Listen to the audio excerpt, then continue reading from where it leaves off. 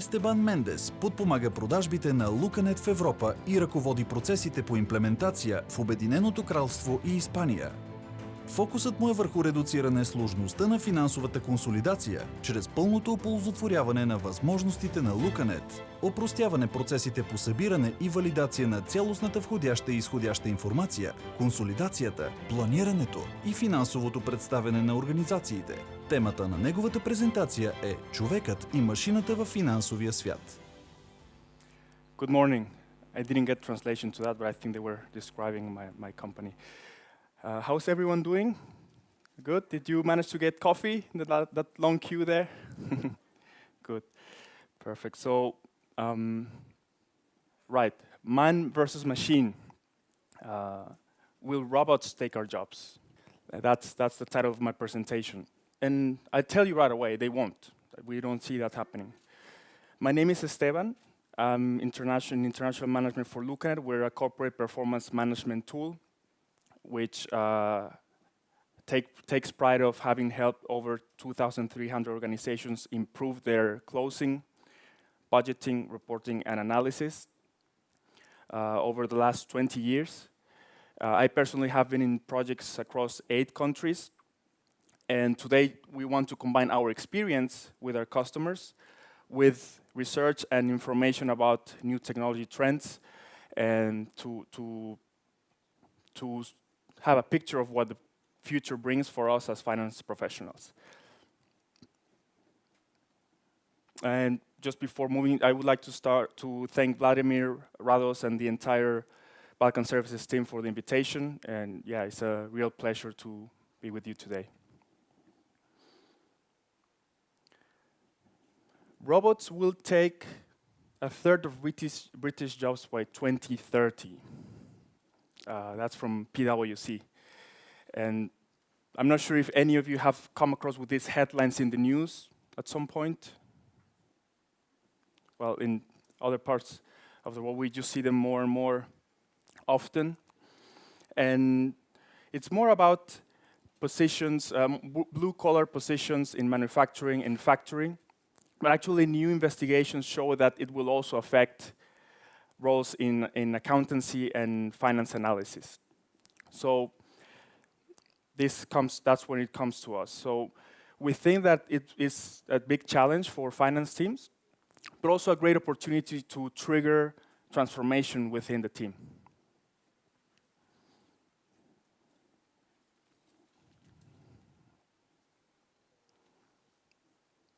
So what are the major technology trends that may affect finance, and how could they affect operational finance as a whole?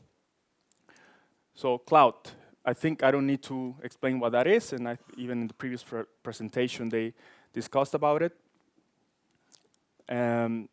So all our IT managers love it. It's easy to manage, it's cheap, it enables us to go mobile, etc. So it's already in the present, it's not coming in the future. But AI is expected to drive automation of analysis of large data sets, which could have an impact on finance. Cognitive computing, had you heard that term before? Well, I know there was a slide in the previous presentation, but if you were not familiar with the term, cognitive computing is a blend of different technologies, including big data, machine learning, even more advanced things like natural language recognition, context awareness, and sentiment analysis. So things that resemble more what a human being can do. And in this sense, IBM describes cognitive computing as a system that learns at scale, and it's able to cope with and solve day-to-day tasks the same way a human does. It's able to react and have a purpose as a human, and it's thought that it will impact finance in, for example, accounts payable, accounts receivable. So imagine a robot balancing out your accounts payable, accounts receivable. It's thought that it's coming.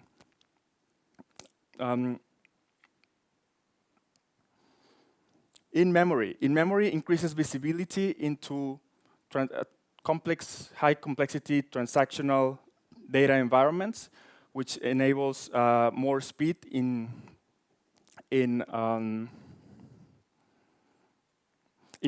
processes also related to accounts payable, accounts receivable. And in fact, we as a software are already using this technology for corporate performance management. Blockchain. Blockchain makes payment processing faster. It reduces the number of intermediaries. And it just brings transparency and more data consolidation, which enables faster and better reporting for payment processing.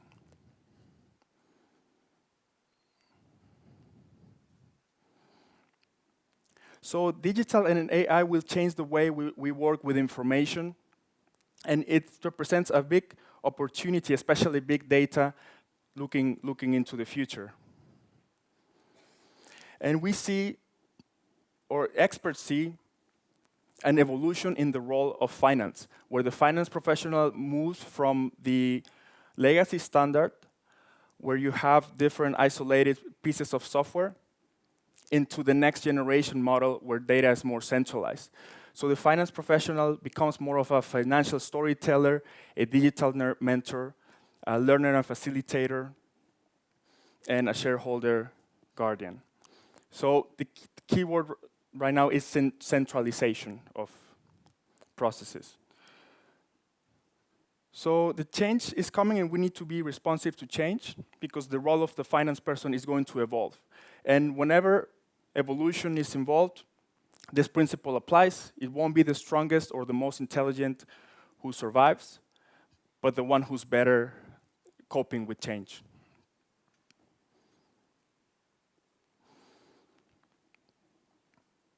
And you may wonder, all of this sounds amazing, computers doing our jobs, etc. But as I hear from prospects sometimes, I wish I at least had time to finish my group closing on time, let alone learning new technologies or adapting machine learning, etc.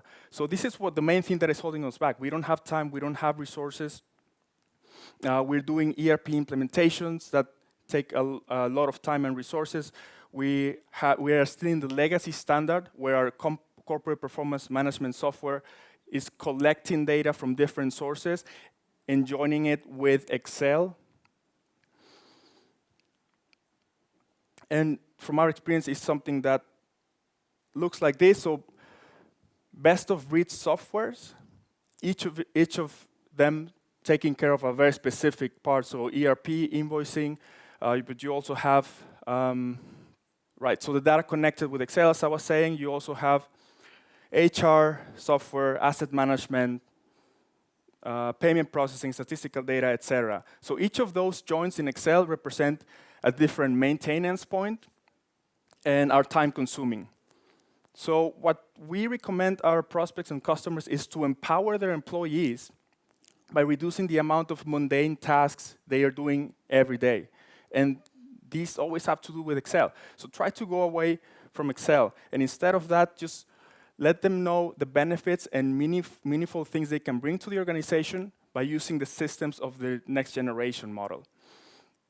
Blado was mentioning in the first talk today that how much we rely on Excel, right? And I think he even mentioned we cannot imagine ourselves running our businesses without Excel. And yes, we all love Excel at some point, but it can also be your enemy sometimes. So the legacy standard, on a more practical view, an example of what we see when we come to a customer, different sources of data that have to be transferred to major templates, first for currency conversion, then to go from local GAAP to IFRS, another template for management, consolidation, and then finally you have to extrapolate all of that to your budget. And how do you connect? How do you do that? With Excel. So formulas, pivot tables, information flowing back and forth. Then you have different versions that you have to retract, go back to the previous template, clean errors, etc. I don't know if anyone relates to this process on the screen. Yeah. So then at the end, you can finally come to a financial statement, management reporting, but it's very prone to errors. And each of these joins, each of these templates, it's a source of untruth. It's very hard to have one reliable source of truth in the end, and there's no transparency. Yet, you're still somehow able to get to your monthly close, but then comes the next month, and the next month for the quarter reporting, and then, of course, 12 months, right, for the year. So somehow we managed to get there, but now it's time. This is the time in the year where we have to budget, right? And whereas in the old days you used to incorporate historical data for your budget only, now you have other factors to put in the equation as well, like social media. So you don't know if Elon Musk will throw a tweet tomorrow that will shake the market. Stock exchange information, you need to input also bank information to do your liquidity planning, financial headlines, etc. And we also see more and more, besides this wide range budget process that is longer term. We even get some customers in the UK now who plan on an horizon of 15 years. And they also need to do cost allocation. And once they're done with a version of the budget, they have to go back and change business assumptions to produce a different scenario. So all of this takes a lot of time.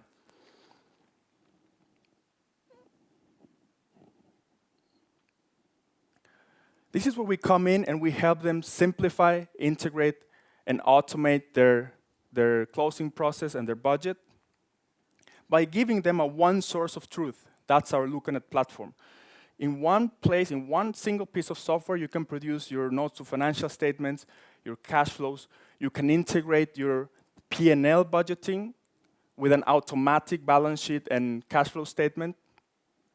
And in the same software, produce your reports for all the different stakeholders, owners, key management, creditors, etc. And of course, this gives you speed. This gives you real-time consolidation.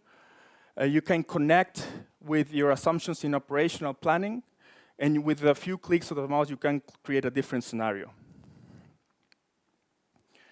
And this is what we've done across different countries. Denitsa will show how we helped her in this region. And on the screen, we have a testimony of one of our largest customers, Thai Union. Perhaps you have not heard that name, but if you pick up seafood in the supermarket, canned seafood in the supermarket, chances are it's one of their brands. They're the largest seafood producing company in the world. And we were able to save them a lot of time. They went from 3 weeks spending in intercompany reconciliation down to 3 days.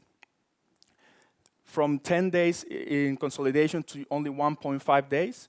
And lastly, to produce the reports, they do it now in 10 days from 25 days. So yes, there are things coming, there are new technologies that will change our roles in finance, but we need to be prepared, and basically we need to have time for that. Okay, and that would be it. I'm not sure if there's any question.